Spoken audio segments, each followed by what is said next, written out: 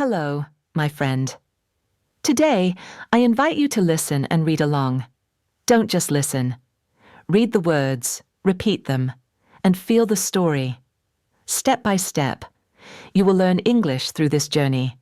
Let the story guide you, sentence by sentence. Ready? Let's begin. The scorching summer stretched across the fields of France. The long, heavy train screeched as it rushed past rows of red stone houses and lush green trees. From one side of the window, passengers could see the blue sea glittering in the sunlight. On the other side, vineyards spread wide, the leaves flickering in the wind.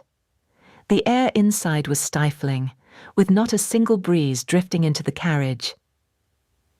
In a small salon compartment, 3 passengers sat together. One was a middle-aged American woman named Mrs. Margaret Collins. Beside her sat a young American couple, Jonathan Carter and his wife, Elena Carter. Mrs. Collins leaned back, her hands tightly clutching a small bird cage. Inside the cage was a bright yellow canary, its eyes sharp and lively. Each time the train jolted, the cage shook slightly and the tiny bell jingled. She smiled, her eyes glowing. I bought it in Palermo. We had only 1 hour to stop, and it was a Sunday. The bird seller only wanted dollars. I paid $1.50. This bird sings beautifully. Her voice was full of pride. Every story she told circled back to the little bird. Jonathan and Eleanor smiled politely, but both remained silent, letting Mrs. Collins indulge in her simple joy. The train stopped at a major station in Marseille. Smoke from industrial chimneys filled the sky. Mrs. Collins hurried off, bought a newspaper and a small bottle of water. She did not dare wander far, standing close to the carriage, her eyes fixed on the train. A quiet fear tugged at her heart. What if the train leaves without me? I would be left behind, and no one would wait for me. In truth, her hearing was weak.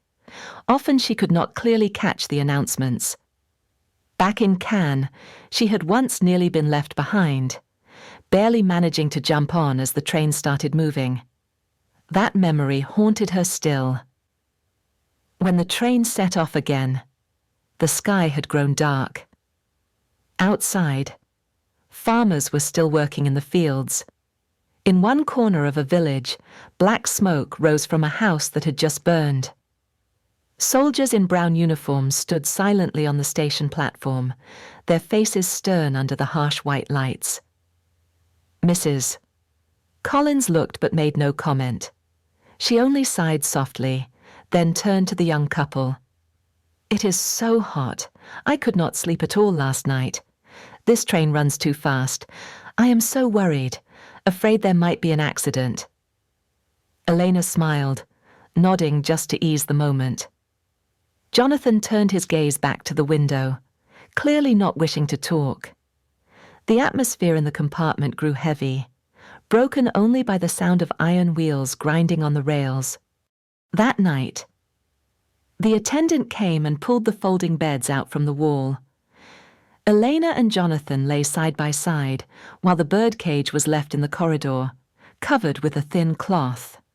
Mrs. Collins, however, tossed and turned.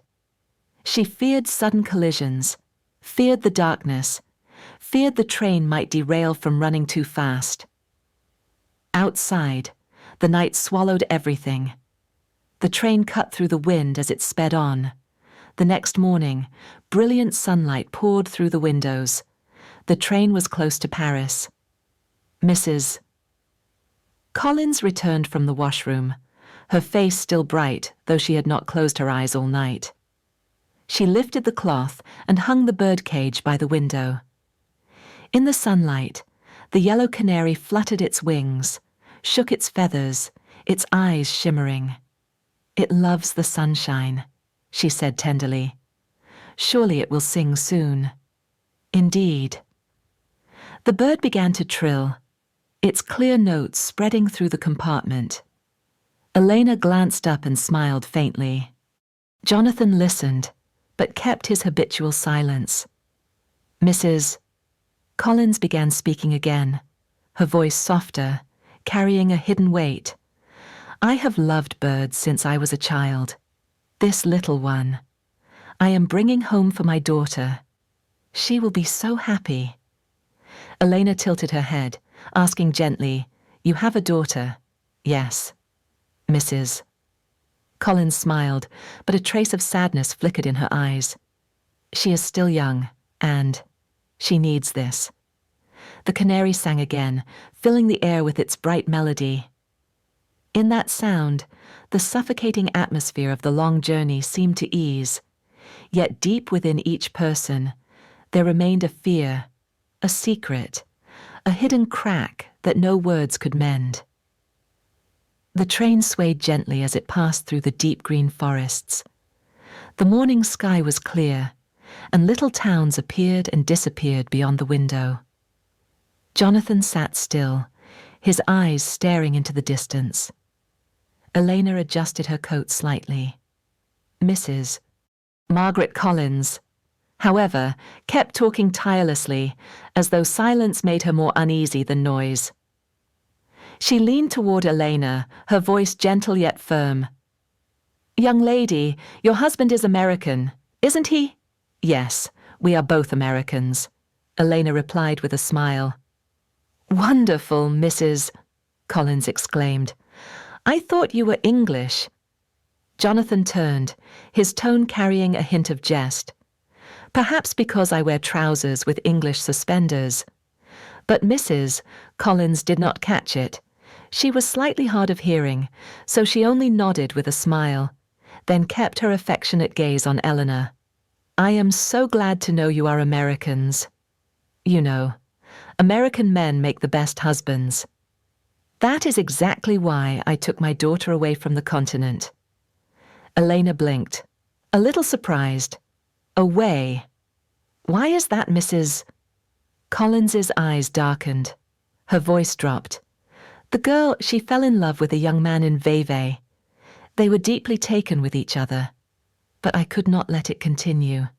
I pulled her away." The atmosphere inside the carriage sank. Elena was speechless, while Jonathan pretended to stay absorbed in the scenery outside. Did she forget him?" Elena asked cautiously. "No." Mrs. Collins shook her head. She lost weight and could not sleep. "I tried everything, but she still remembers him. I kept saying over and over, 'No foreigner can ever make a good husband for an American girl.'" Her voice grew sharp, like an unshakable conviction. The train passed by enormous billboards plastered along the tracks. Elena sat in silence. In her eyes flickered a trace of pity, but her lips still carried the faint, polite smile. Jonathan finally spoke. A little awkwardly. "People have different views." "Madam." "Perhaps Mrs." Collins answered, her eyes still on the window. "But a dear friend once told me, only American men are truly right for American women. And I believe it." The song of a canary rang out, cutting across the conversation. The tiny bird hopped in its cage, wings fluttering as though it longed to join the sunlight. "Mrs." Collins smiled. For once, softer. "Listen, it sings for us." Elena looked up. For a moment, her eyes lit up, but quickly dimmed again. Jonathan noticed, yet stayed quiet. By noon, the train slowed, rolling past tranquil little towns. Mrs. Collins began another tale. She glanced at Elena's coat and said warmly, "What a lovely coat. I know exactly where you bought it. Rue Saint-Honoré. Wasn't it?" Elena laughed, surprised at her precision. "Yes, that's right. I have shopped at that store for 20 years. Mrs. Collins recounted with pride. "They know my measurements by heart, select the dresses for me, and send them straight to New York. Simple, quick, never too showy. Even when my daughter grew up, they had all her measurements too. But now, things have changed. In those words, Elena sensed a trace of regret, a vague emptiness in this woman's heart. Jonathan turned back to the window. Grass lined the tracks, in some places dry and withered, in others lush and green.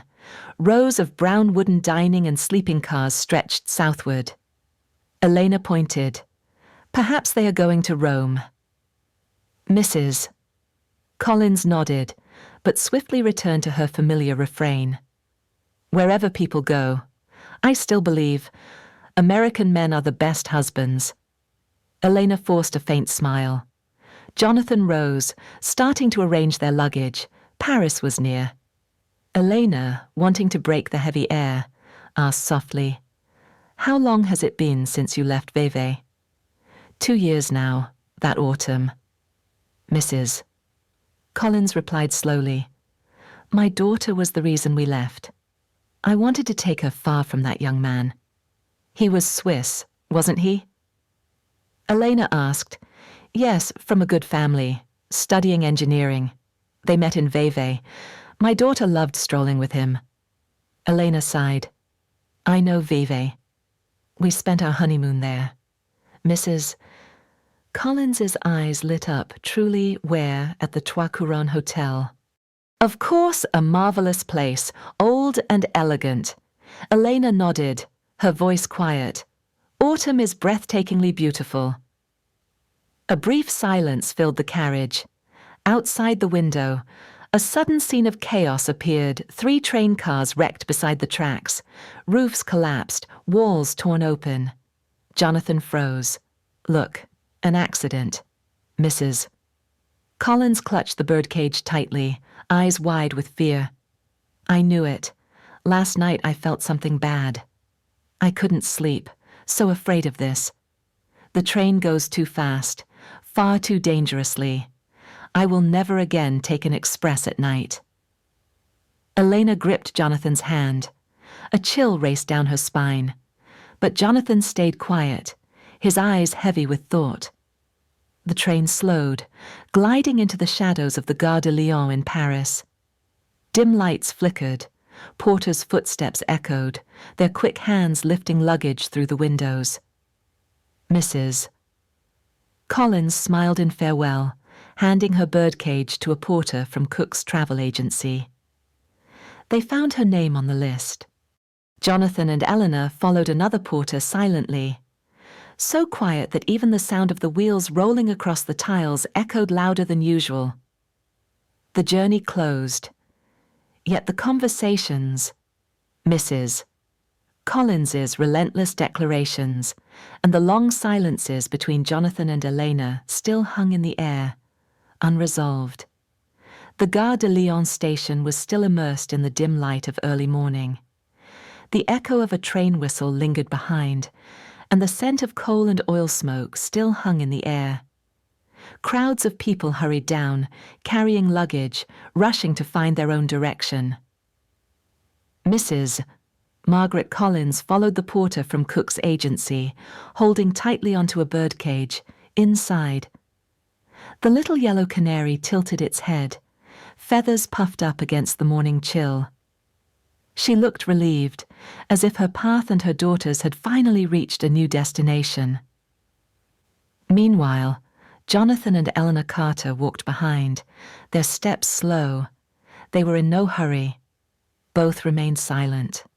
They had been silent the entire journey, and now that silence felt like an invisible wall. Jonathan thought about what Mrs. Collins had said.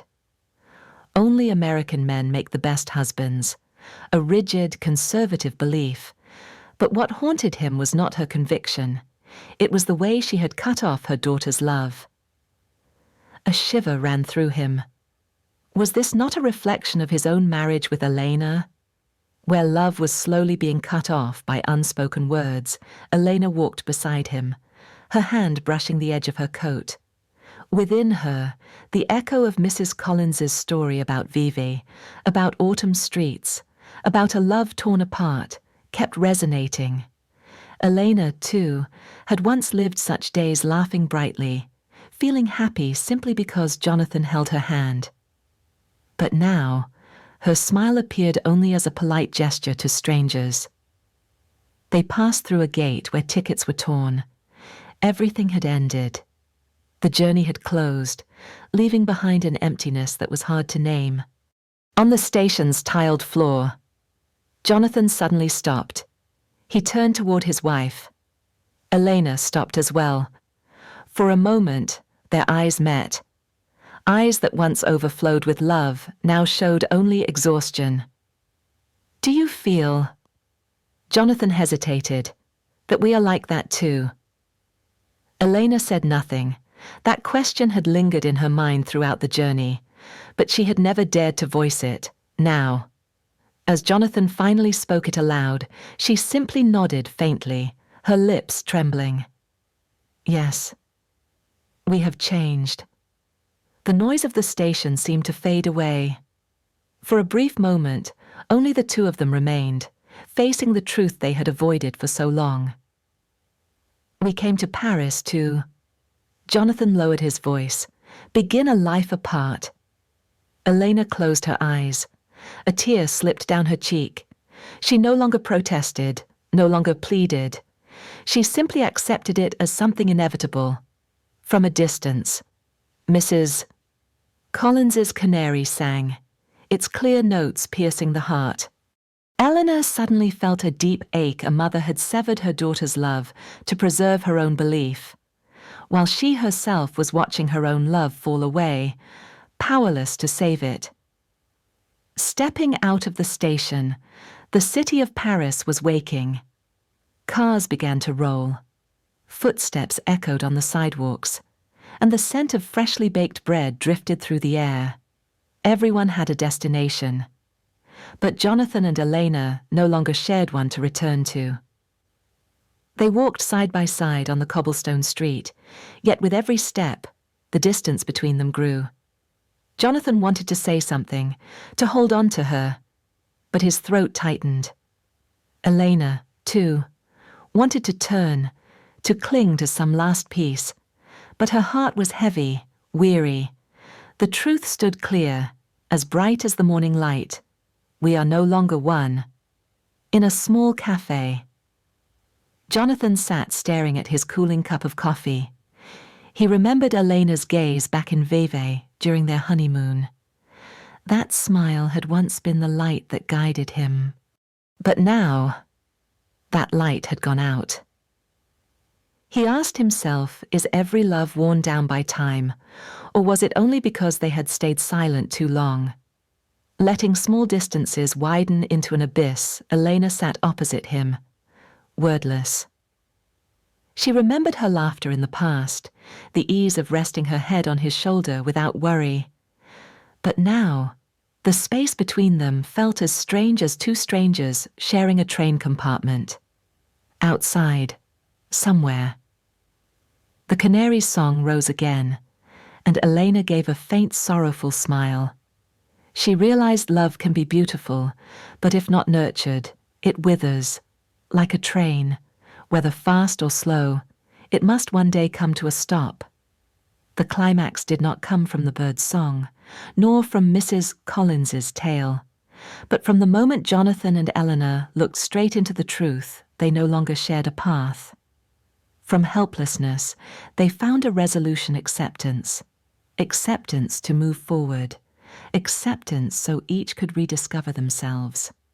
Elena spoke softly, her voice firm. When love has left, what remains is only a wound. Better to let go than to cling in silence. Jonathan nodded.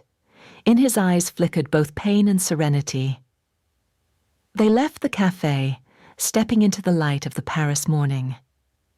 The city opened wide, promising new roads. They no longer walked together, but both understood this was not an absolute end, but the beginning of another journey. The journey of finding themselves again.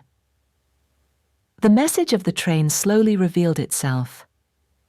When you want to hold on to love, nurture it with understanding and sharing. If there is only silence, love dies like a carriage leaving its track. But when you dare to face and accept, you discover new roads for yourself. The canary's song echoed once more in Elena's memory. She lifted her head and drew a deep breath. The heaviness in her chest felt lighter.